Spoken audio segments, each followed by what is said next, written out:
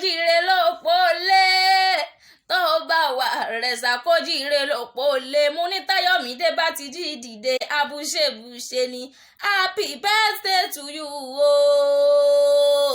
Ayọ̀mídé tó ń sọjọ́ bí lónìí o mo ní ìgbọ́dún ọdún kan ní láṣẹ Elédùà.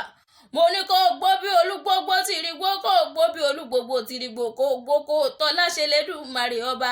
Ọmọ Adéyẹmọ mo ní bó bá wo wájú kó kórè bó wẹ̀yìn wò kó kórè bó wo ọ̀tún kó kórè bó wo sì kó kórè láṣẹ Elédùmarè ọba.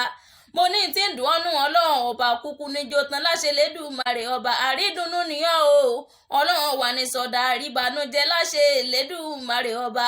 Ọmọ Ìgbòho mọ́ rẹ̀ ọmọ alágbàdo òde ọmọ tapẹ́tẹ́ inú omi gégélé lódò sàn yá. Ọmọ Adéyẹmọ mo ní o mọ gbóhùn ẹnu mi àṣeyíṣà mọ́dún ọdún ayọ̀ ló mọ̀ ṣe láṣẹ Elédùmarè ọba.